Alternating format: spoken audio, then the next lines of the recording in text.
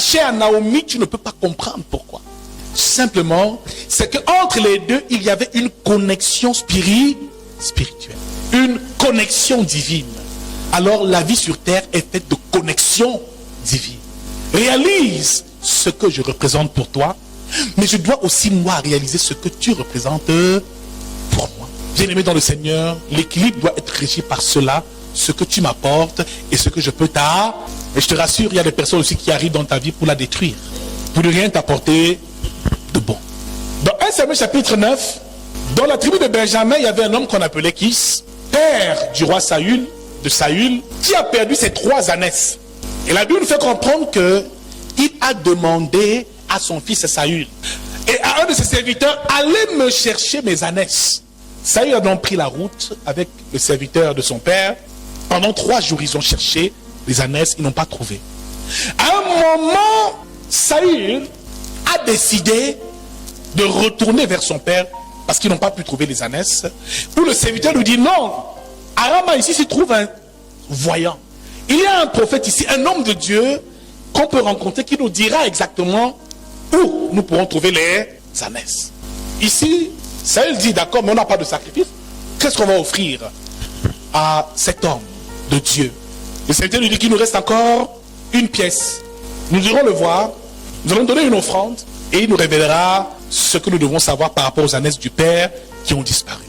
Mon frère, une première leçon de cette rencontre, c'est que Dieu avait déjà prévu de donner un roi à Israël. C'est que Dieu avait prévu de donner un roi à Israël. Parce qu'Israël avait réclamé auprès du prophète Samuel d'avoir un roi. Il voulait eux aussi être une nation qui a un roi. Avant, c'est Samuel, le prophète lui-même, qui conduisait le peuple. Comme Moïse a conduit le peuple, c'était les prophètes qui dirigeaient les nations.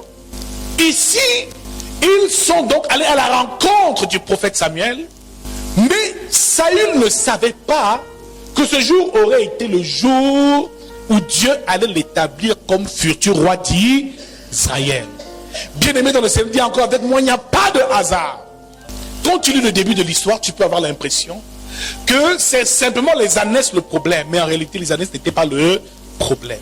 Lorsque Dieu veut accomplir ses desseins, il provoque toujours une situation, un événement, un problème, une chose qui va te conduire vers là où tu dois aller, vers là où il souhaite que tu ailles. Ici, les ânesses perdues étaient le prétexte que Dieu a choisi parce qu'il lui devait oindre un roi.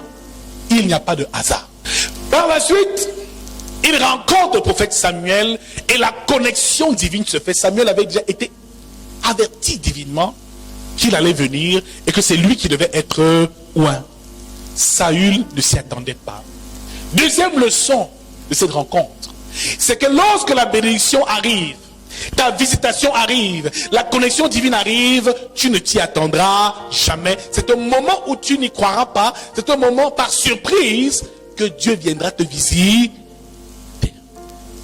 Comme il a visité David à la bergerie, comme il a visité Moïse aussi à la bergerie, Dieu vient souvent te visiter de manière fortuite, de manière imprévue. Bien-aimé, après donc qu'il rencontre le prophète Samuel, il reçoit l'onction, devez-moi l'onction royale. Ce qui veut dire que toute personne qui doit être élevée en dignité, toute personne qui aspire à la royauté, que Dieu veut élever dans sa vie, doit faire la rencontre d'une personne qui va l'introduire, qui va la consacrer, qui va être un instrument par lequel Dieu passera pour son élévation.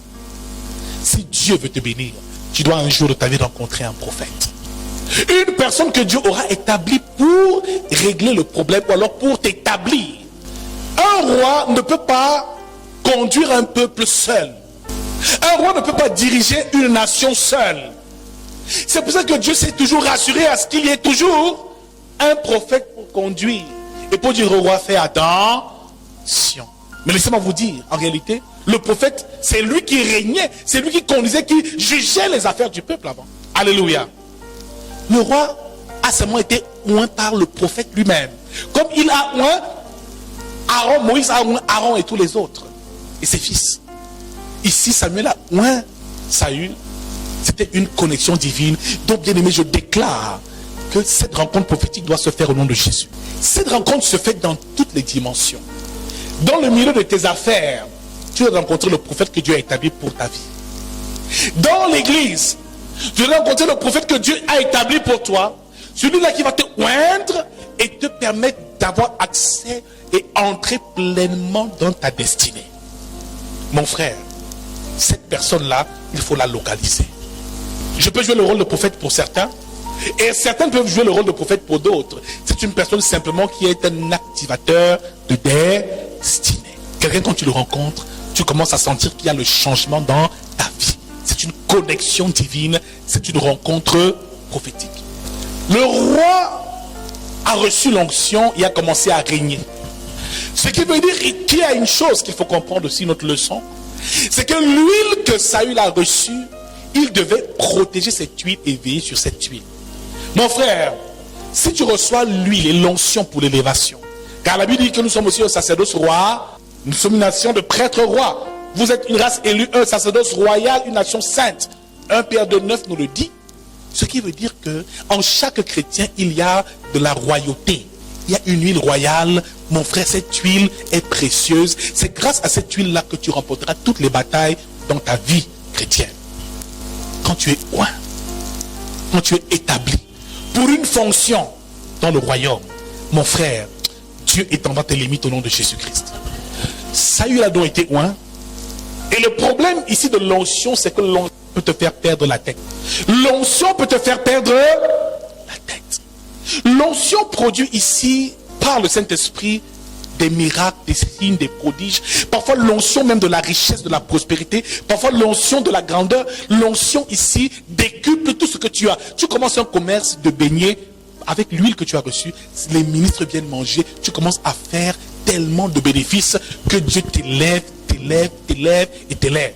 Mon frère, quand tu as reçu l'onction royale et que tu es devenu enfant de Dieu ou fils de Dieu, il faut faire attention. L'onction se conserve. L'onction se protège. On veille sur l'onction. La Bible fait comprendre ici dans les mêmes textes, c'est par la suite que Saül a commencé à régner et il remportait les batailles. Contre les Philistins, il a remporté les batailles. Saül, tout ce qu'il entreprenait réussissait, comme David, tout est réussi. Quand l'onction coule dans ta vie, tout te réussit, tout marche. Et il faut faire attention. Saül était devenu trop grand, trop fort. Au moment où il n'écoutait plus Père, c'est ça le problème. Mon frère, beaucoup de chrétiens rencontrent souvent le Seigneur dans certaines conditions difficiles. Parfois, c'est un pasteur dans une pauvre église quelque part qui t'a ou qui a prié pour toi. À un moment, tu es dans cette église-là, tu deviens trop grand. Les choses réussissent tellement que tu dis, je ne suis même plus à la dimension de cette église. Ne néglige jamais celui qui a prié pour que tu sois ce que tu es devenu. Quelle que soit l'assemblée où tu es parti, si un jour Dieu a utilisé un homme pour prier pour toi et tu as été béni, élevé, n'oublie pas que cette personne est une bouche autorisée dans ta vie. Il fait ici figure d'autorité. Alors nous qui allons souvent d'église en église, on finit par oublier ceux qui nous ont bénis, mon frère, faisons attention. Ta vie peut être bloquée parce que tu n'as pas été reconnaissant. Dieu t'a élevé, mais souviens-toi d'où tu es parti. Saül était devenu trop fort, trop grand, au point où tout ce qu'il accomplissait, les batailles, vainqueur des Ammonites, Saül faisait des choses incroyables.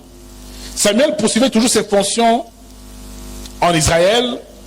Ses fils aussi étaient là, hein. Ils faisaient malheureusement un peu n'importe quoi. Mais la Bible fait comprendre ici qu'il s'est passé quelque chose. Le prophète est donc venu voir le roi Saül pour lui dire que c'est moi. Il y avait donc un peuple, le peuple d'Amalek, les Amalécites, qu'il devait dévouer par interdit. Il dit, à cause de l'offense que ce peuple a fait au désert, lorsque Moïse sortait le peuple d'Égypte, il traversait le désert, Dieu s'est mis en colère contre le peuple d'Amalek. Il dit à Saül cette chose. Nous sommes dans 1 Samuel 15. Samuel dit à Saül, c'est moi que l'Éternel a envoyé pour t'oindre roi sur son peuple, sur Israël. Écoute donc ce que dit l'Éternel. Ainsi parle l'Éternel des armées. Je me souviens de ce qu'Amalek fit à Israël lorsqu'il lui ferma le chemin de la sortie d'Égypte. Bien-aimé, Dieu a demandé à ce qu'il décime, qu'il tue tout ce peuple. Roi Saül, les Amalécites ne doivent plus exister. Du plus vieux au plus petit, les chevaux, les animaux, tout doit disparaître. Voilà l'instruction du Seigneur. Quand le prophète vient dire ça à Saül, il dit d'accord, j'ai compris. Il va donc livrer la bataille. Par la suite, qu'est-ce qui se passe? Il ne tue pas tout. Il tue, oui, mais il laisse les brebis les plus grasses parce qu'il dit à Samuel plus tard que j'ai laissé ça parce qu'il fallait faire des sacrifices à l'Éternel. Samuel était dans tous ses états. Samuel aimait profondément Saül. Mon frère, à ce moment-là, la couronne a été retirée directement. Ce qui veut dire que le même Dieu qui t'a oint, qui a mis sur toi l'onction royale, il est capable de te retirer la couronne et de la donner à quelqu'un d'autre. Lorsqu'il la retire, il dispose directement quelqu'un d'autre pour recevoir cette onction et cette huile, et son royaume, l'œuvre avance. Ta réussite est donc liée à cette rencontre que tu feras tout au long de ton chemin, qui sont ici ce qu'on appelle des rencontres et des connexions divines. Comment vas-tu gérer les connexions divines que Dieu mettra durant ton parcours? Quelle relation vas-tu entretenir avec ces connexions-là? Bien aimé dans le Seigneur, mais aussi conserver l'onction par une vie d'obéissance à Dieu, de soumission à l'autorité, une vie de marche sincère et sérieuse. Mon frère, si Dieu t'élève, il ne faut jamais que tu sois influencé par quoi que ce soit. L'obéissance vaut mieux que les sacrifices. L'observation de sa parole mieux que la graisse des béliers. Saül a eu peur du peuple. Il dit que c'est le peuple qui m'a influencé. Mais le problème, c'est que Saül avait changé. C'était plus cet homme humble qu'il était au départ. La gloire a changé Saül. Le succès a changé Saül. Mon frère, cette histoire, nous pouvons la vivre même dans certaines assemblées. Des personnes que Dieu élève. Des pasteurs qui prient pour toi. Il est prophète, il prie pour toi. Tu deviens un prophète, super prophète encore plus que lui. Tu deviens même un majeur prophète. Mais n'oublie pas que c'est lui qui t'a oint. Alléluia. C'est lui qui a payé le prix pour toi, qui t'a lavé, qui a travaillé, qui a dit Seigneur, cet homme-là, fais attention à lui. Je sais pas ce que tu as déjà parcouru, parce que les chrétiens ont parfois fait beaucoup de marches. Alléluia. Il y a même l'exode des églises. Tu vas d'une assemblée à une autre. Mais souviens-toi toujours que tes problèmes peuvent partir du fait et venir du fait que tu n'honores pas ceux-là que Dieu a établi pour que tu sois l'homme que tu es devenu. Quelle que soit l'onction que tu as reçue de Dieu, n'oublie pas que Dieu a utilisé un homme pour te transférer cette onction. Cette personne, cet homme, cette femme, il faut toujours l'honorer. Bien aimé, ce rôle de prophète peut être joué même par une femme que tu rencontres, à ta rencontre avec elle, ta vie est totalement transformée.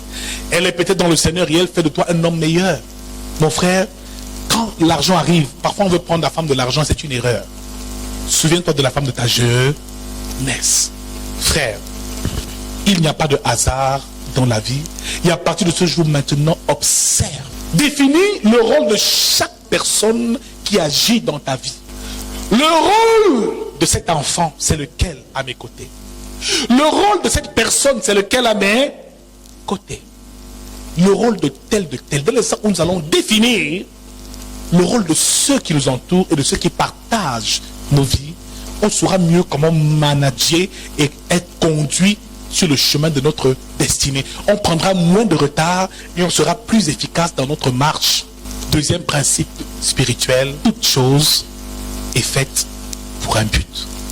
Quand Dieu met à tes côtés une personne qui vient là pour t'aider et que tu ne le réalises même pas, tu risques de mettre très long avant d'entrer dans la promesse. Quand Dieu dispose d'une femme, tu vois, elle arrive dans ta vie, elle commence à t'organiser, tu es un homme très désordonné, tu n'avais même pas de travail, elle te dit non, vraiment, toi tu as du potentiel, tiens, viens ici, je t'emmène à tel, tu as le travail, l'emploi, ensuite, elle, tu dis que tu vas l'épouser, elle te marie, et puis après ça tu fais fortune et tu oublies même ce que vous avez fait ensemble. C'est par elle. Cette femme-là, je me souviens que Dieu l'a utilisée. Ça peut être une tante, ça peut être une amie, ça peut être une cousine, ça peut même être un jeune, un enfant. Ne néglige jamais une connexion divine. Naaman, le Syrien, c'est dans sa maison que cet esclave lui a dit qu'il y a un prophète Élisée. Il peut te guérir de ta lèpre. Mon frère, aussi longtemps que Naaman vivra sans cette lèpre au corps, il doit se souvenir que pour qu'il soit guéri, une femme, une servante, une esclave lui a montré le chemin. S'il est ingrat envers cette femme et méchant avec elle, la lèpre peut le retrouver. Joseph chez Potiphar a aidé et a fait prospérer Potiphar dans tout ce qu'il accomplissait. Potiphar a quand même envoyé Joseph en prison. Je suis convaincu d'une chose, c'est que l'état de Potiphar n'est pas resté le même. Le fait que Joseph soit allé en prison, ses affaires ont dû chuter. Si aujourd'hui tu as chuté, souviens-toi un peu, qui t'a fait du bien? Qui a œuvré pour toi? Qui t'a soutenu quand tu étais en difficulté? Qui t'a donné un abri où tu pouvais dormir? Qui a intercédé, jeûné et prié pour toi? Mon frère, pour toi, parfois, ça peut même être ta propre mère qui est l'intercesseur que Dieu a mis pour ta destinée. Cette personne, si tu la négliges, ta vie sera totalement un enfer. Ça peut être ton frère, ça peut être un don, ça peut être une tante, un cousin même éloigné, qui passe son temps dans le jeûne de la prière pour que Dieu te rencontre. Et un jour, tu es béni, tu l'oublies. Combien de personnes avons-nous oublié dans notre parcours? Souviens-toi de ceux qui t'ont hébergé quand tu n'avais pas de quoi, un toit où dormir. De ceux qui ont préparé. Mon frère, quand tu vois quelqu'un devenir ministre, ce n'est pas un hasard. Il y a des mamans qui, toute leur vie, priaient, allaient à la messe, donner des offrandes, dire des messes, des prières, pour que Dieu bénisse leurs enfants parce qu'ils sont dans la misère. Ce qui veut dire que cet homme-là, quand il devient ministre, ou alors quand il réussit, il ne sait pas, peut-être que quelqu'un a payé le prix pour lui. Il y a des personnes qui paient le prix. Nous, en notre ère, nous payons le prix. Je suis convaincu d'une chose, c'est que mes enfants ne souffriront pas de la souffrance que j'ai souffert. Parce que j'aurais payé le prix dans l'évangile pour eux. Bien aimé, dans chaque œuvre, il y a une raison. Comme nous sommes des piliers d'une œuvre, comme nous sommes les prémices d'une œuvre, les générations futures ne souffriront pas de ce que nous avons souffert. Si dans ta famille, il y avait encore les traditions occultes, des mauvaises dédicaces avec des sociétés secrètes et toutes ces choses-là, par toi devenu chrétienne, à partir de toi, la génération va être sanctifiée au nom de Jésus. La malédiction s'arrêtera par toi. Même si tu endures les souffrances aujourd'hui, on te méprise aujourd'hui, on te flagelle aujourd'hui, on t'insulte aujourd'hui, parce que tu es devenu enfant de Dieu dans cette famille. Le règne des ténèbres va prendre fin au nom de Jésus-Christ. Si tu es dans cette famille et qu'il y a autant de persécutions, c'est qu'il y a une raison, c'est toi que Dieu a choisi pour amener ces gens à la lumière, pour que tous ces gens se convertissent. Prends conscience de ton rôle, endosse-le et assume-le au nom de Jésus-Christ. Quand tu vas élever ta voix pour prier pour eux, Dieu va exaucer. Ce ne sera pas toujours facile. Mais si Dieu t'a établi dans cette famille, c'est pour une raison. Que chacune de ces paroles soit scellée dans ta vie, maintenant et à jamais au nom de Jésus-Christ.